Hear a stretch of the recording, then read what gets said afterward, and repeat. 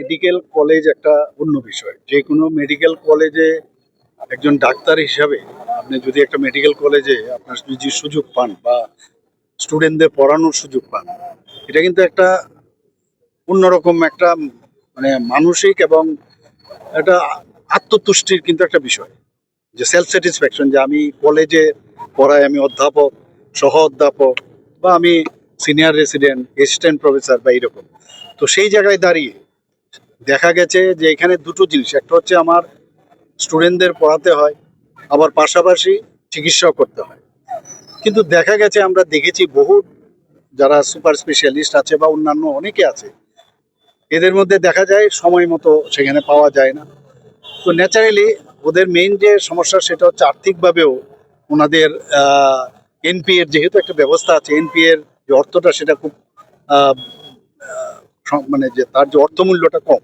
তো আমরা ঠিক করলাম এবং যে সেভেন্থ পে কমিশন সেখানে বলে দিয়েছে যে যদি এই ধরনের প্রাইভেট প্র্যাকটিস আপনারা বন্ধ করেন তাহলে তাদেরকে 20% তার বেতনের তাকে দিতে পারেন, সেটা আইনগত।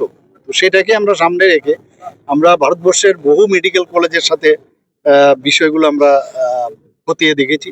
তার উপর ভিত্তি করেই কিন্তু আমরা ঠিক করলাম যে আগরতলা মেডিকেল কলেজ যেহেতু এটা এবং হসপিটাল এবং এখানে ভালো ভালো ডাক্তাররা আছেন, তাদেরকে যদি আমরা 20% বাড়িয়ে দিই এবং এটা বেশ বড় অ্যামাউন্ট কিন্তু, তাহলে তারা যেটা আমাদের এইমসের মধ্যে রয়েছে, আবার অনেক মেডিকেল কলেজও আছে, even king George medical college Lucknow আমি যেখান থেকে পাস করেছি সেখানেও আছে, এরকম অনেক মেডিকেল কলেজে বহুত রাজ্যের আছে।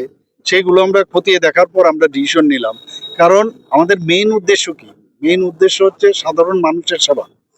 তো সাধারণ মানুষের সেবা যদি দিতে হয়, ডাক্তার বা নার্স বা অন্যান্য যারা প্যারামেডিক্সরা আছেন ওদের অ্যাভেলেবিলিটি থাকা দরকার। এর জন্য আমরা ডিসিশন নিলাম যে একটা আমরা প্রথম পাইলট স্টাডি আমরা করি, যেহেতু অনেক প্রদেশে সেটা আছে। তো আমরা আগরতলা গভর্নমেন্ট মেডিকেল কলেজে আমরা কেন না শুরু করি। ডাক্তারবাবুদের সাথে কথা বলেছি, ওনাদের যে সংগঠন আছে ওদের কনফিডেন্সে রেখেই কিন্তু আমরা ডিসিশন নিয়েছি। এরকম না আমরা জবরদস্তি। ওনারাও বলছেন হ্যাঁ এটা করা উচিত। আপনারাও জানেন মাঝে মাঝে আপনারাও ডাক্তার পাওয়া যায় না, এবং পাওয়া যায় না। তো এই কারণেই আমরা ঠিক করেছি যদি আমরা এই অ্যামাউন্টটাকে বাড়িয়ে দিই, তাদেরকে যদি সাম্মানিকটা আমরা দিই, আমি জানি এতে করে তারা যেরকম ইনকাম করে সেটা মানে হবে না, কিন্তু অ্যাটলিস্ট আমরা তো যা আইন বলছে আইনকে সামনে রেখে আমরা করেছি এবং অনেকে স্যাটিসফাইড।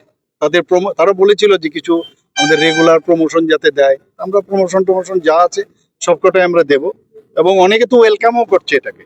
এর জন্য কিন্তু আইজিএম হসপিটালে নেক্সট হয়তো আমরা যাব।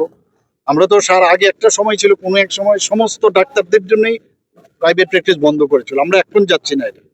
আমরা এটা পাইলট স্টাডি হিসাবে আমরা প্রথমেই Agartala government medical college GBP hospital, এই কারণেই আমরা এটাকে প্রথমে করেছি। আস্তে আস্তে করে আমরা দেখবো আগামী দিন সেটা অন্য জায়গায় প্রয়োজনে সবকিছুই সাধারণ মানুষের কথা চিন্তা করে আমরা সেটা করব। কিন্তু কোনো ডাক্তারবাবুকে এরকম না আমরা জবরদস্তি কিছু করছি, ডাক্তারবাবুদের কনসেন্ট নিয়ে আমরা করছি। এখন এই সুযোগ সুবিধা আমরা যা দিচ্ছি তার মধ্যে কেউ যদি অ্যাকসেপ্ট করে তো ভালো, কেউ যদি অ্যাকসেপ্ট না করে তার জন্য অপশন থাকবে। জবরদস্তি তো প্রেশার দিয়ে কিছু করা যাবে না। প্রাইভেটও অনেকে ভালো করতে পারে এবং আগামী দিনে আমাদের ত্রিপুরাতে আগে তো স্পেশালিস্টই পাওয়া মুশকিল, এখন তো স্পেশালিস্ট আসছে 550-এর মতো এমবিবিএস সিট হয়েছে। তো এত এখন মানে আমাদের ডিমান্ড আর সাপ্লাই এর মধ্যে কিন্তু অনেকটা আমাদের সাপ্লাই বেশি হচ্ছে। এখন ত্রিপুরার ছেলে মেয়েরাই আসছে। আমরা এমসিএইচ ইভেন ডিএম সুপার স্পেশালিটিও স্টার্ট করা যায় কিনা এখানে ত্রিপুরাতে আগরতলা গড়, সেটাও আমরা চিন্তা ভাবনা করি। এই কারণে আমরা এটা করেছি। Sir last